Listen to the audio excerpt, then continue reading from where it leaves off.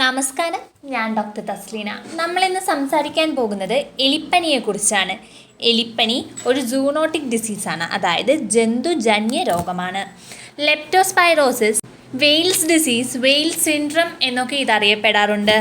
ഈ രോഗത്തിൻ്റെ പ്രധാന രോഗവാഹകർ എലി, കന്നുകാലികൾ, നായ, പന്നി, കുറുക്കൻ, ചിലയിനം പക്ഷികൾ എന്നിവയാണ്.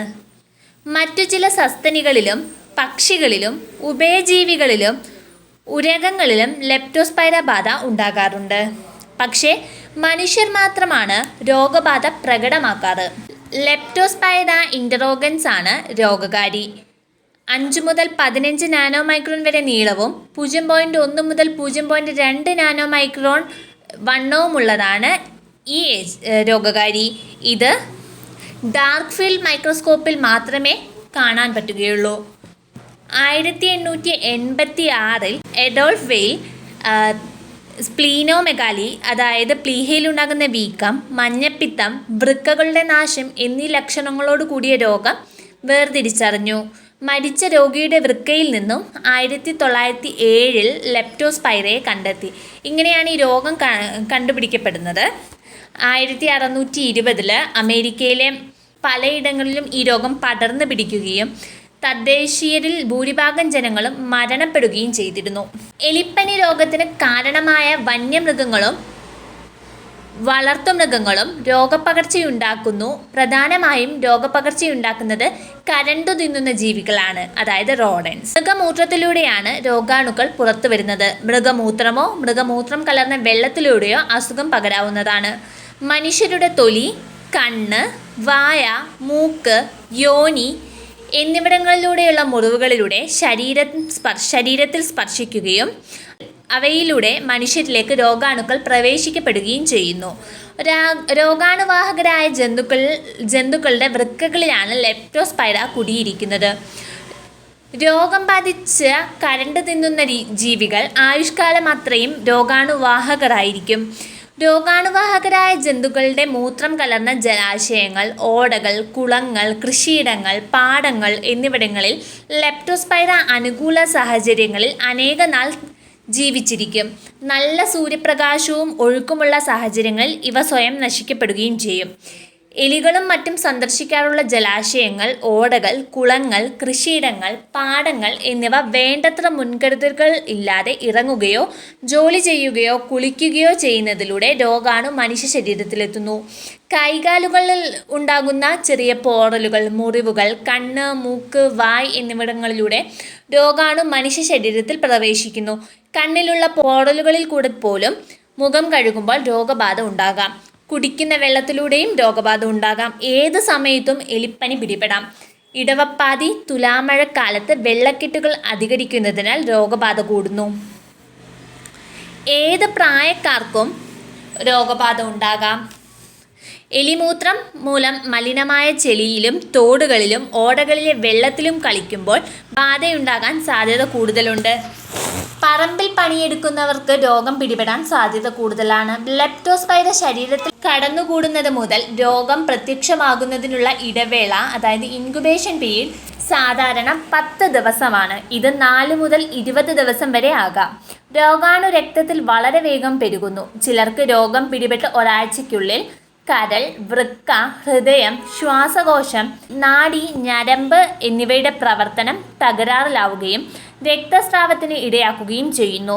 രോഗം സങ്കീർണമായാൽ മരണം വരെ സംഭവിക്കാം. ഉടൻ ചികിത്സ നൽകിയാൽ പൂർണ്ണമായും ഭേദമാക്കാവുന്ന രോഗമാണ് എലിപ്പനി.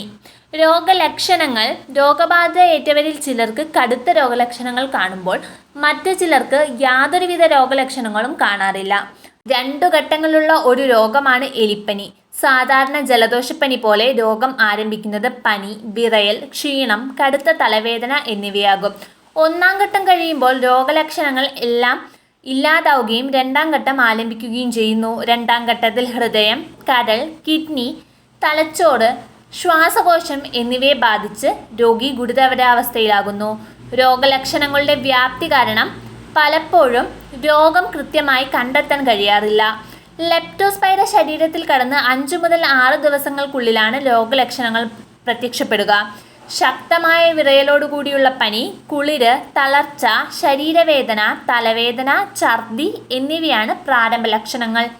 ചില ആളുകൾക്ക് വിശപ്പില്ലായ്മ, മനം പുരട്ടൽ എന്നീ ലക്ഷണങ്ങൾ കൂടി ഉണ്ടാകാറുണ്ട്. കണ്ണിനുള്ള ചുവപ്പ്, നീർവീഴ്ച, വെളിച്ചത്തിലേക്ക് നോക്കാൻ പ്രയാസം എന്നീ ലക്ഷണങ്ങൾ പ്രത്യക്ഷപ്പെടുന്നു. തലവേദന തലയുടെ പിൻഭാഗത്തു നിന്ന് തുടങ്ങി നെറ്റിയിലേക്ക് വ്യാപിക്കുന്നു.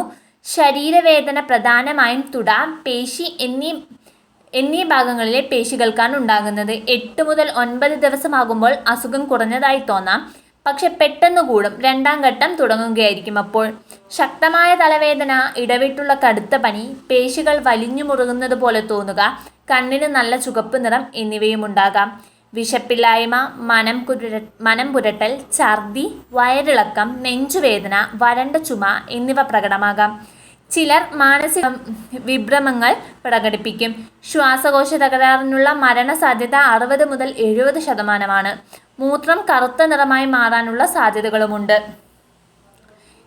ഏതു പനിയും എലിപ്പനിയാകാം. തുടക്കത്തിലെ തന്നെ കണ്ടെത്തി ചികിത്സിച്ചാൽ എലിപ്പനി പൂർണ്ണമായും ഭേദമാക്കാനാവും. പല രോഗങ്ങളുടെയും ലക്ഷണങ്ങൾ ഉള്ളതിനാൽ രക്തം, മൂത്രം, രക്തത്തിൽ നിന്നും വേർതിരിക്കുന്ന സിറം എന്നിവയുടെ പരിശോധനയിലൂടെ മാത്രമേ രോഗം തിരിച്ചറിയാൻ കഴിയുകയുള്ളൂ.